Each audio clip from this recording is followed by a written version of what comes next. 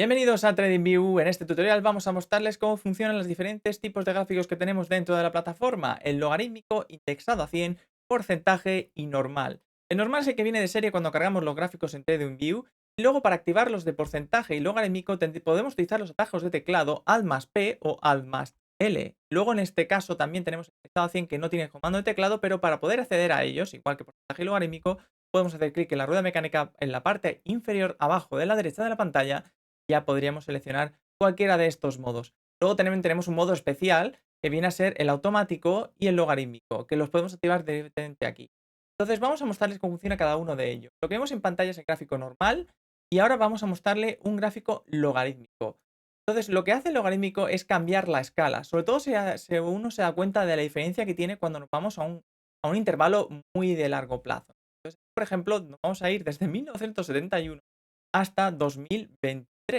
Y aquí podemos ver cómo ha ido subiendo el S&P 500 a lo largo de la historia, con una caída bastante brutal en 1929.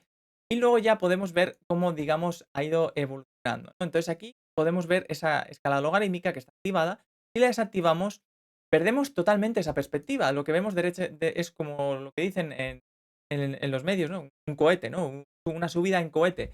Porque realmente es el problema que tiene la escala normal es que cuando hay subidas de este tipo, uno no se da cuenta realmente de cuánto está subiendo en proporción, ¿no? Porque el precio va subiendo y cada vez una subida de estas, por ejemplo, hacer clic aquí, una subida de, por ejemplo, 3.000 a 4.500 es de tan solo el 30%.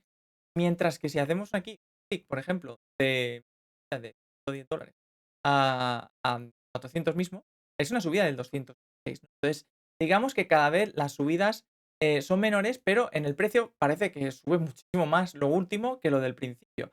Entonces, cuando activamos esa escala logarítmica, vemos la perspectiva real. Entonces, para activos que, por ejemplo, suben como este, que podemos ver esas zonas, ¿no? de entradas de largo plazo.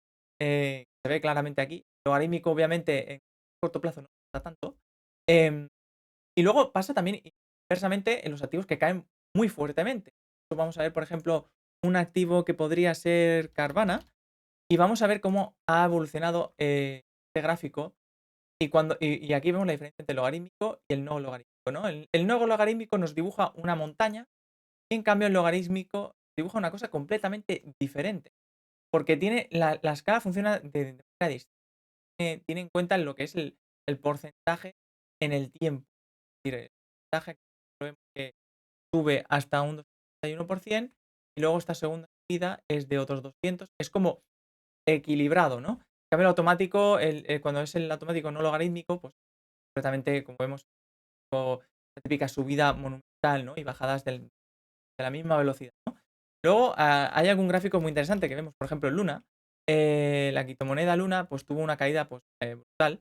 Y aquí podemos ver claramente como en el automático se ve, estilo montaña, como mencionamos, y en el logarítmico vemos una cosa completamente va a tener una bajada absolutamente brutal, durante un periodo específico, aquí claramente. Entonces, el logarítmico nos muestra esta otra perspectiva. Yo normalmente recomiendo comparar las 2, ¿no? Comparar cómo se ve la logarítmica y cómo se ve la no logarítmica, porque hay traders que utilizan una y otros traders que utilizan la normal. Muchos utilizan la normal, pero hay muchos traders profesionales e institucionales que utilizan la logarítmica precisamente por lo que comento, ¿no? Porque uno intenta buscar zonas de entrada y en activos que suelen subir es que no se encuentra, ¿no? Porque en el automático no se ven, pero en cambio en el logarítmico sí, ¿no? En el logarítmico uno puede dibujar una línea, eh, y puede ver, digamos, trazar zonas de entrada a largo plazo. Y podemos ver que también esta podría servir, aunque hubo una ruptura, pero digamos que podría servir como entrada. Entonces, siempre hay que comparar esas dos que muestran datos distintos. De hecho, aquí podemos ver que también los datos se pueden mover y diferir entre unos y otros. Pero normalmente hay que trazar líneas de soporte y resistencia, tanto en la normal como en la logarítmica. Y así ven exactamente lo que ven unos y otros.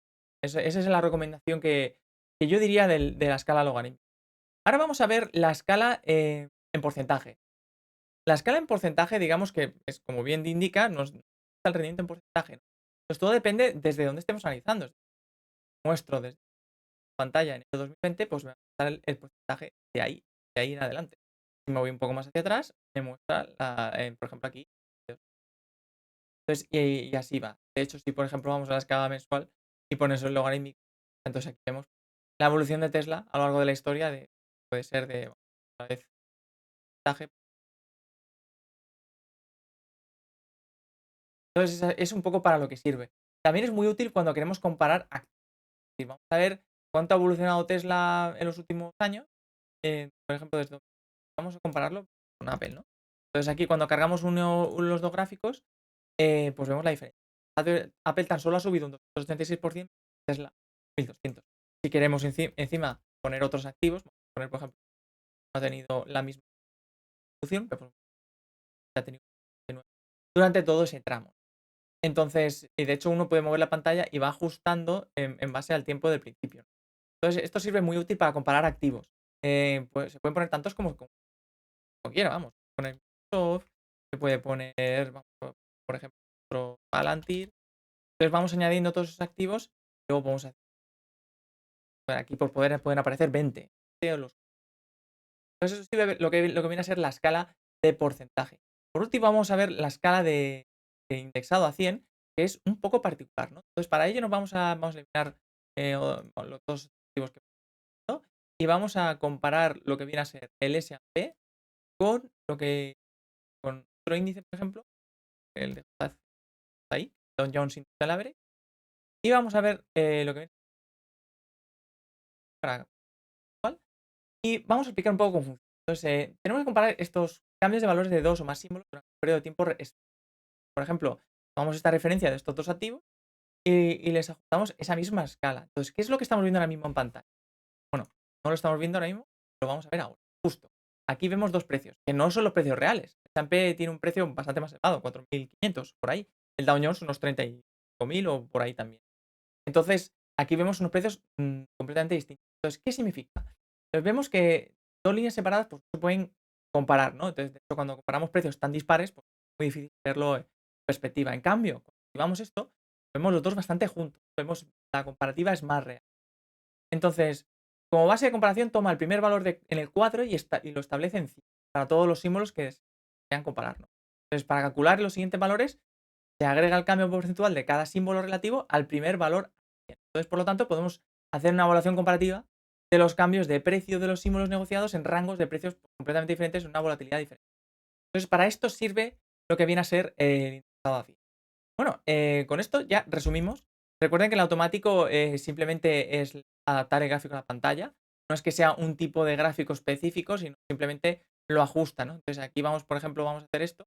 Vamos a escala completamente desajustada. Le damos automático y nos ajusta en pantalla para que se vea lo más máximo posible. Ese es simplemente el automático. Bueno, pues eso es todo. Recuerden que pueden seguirnos en nuestro canal de TradingView en español en YouTube y que tengan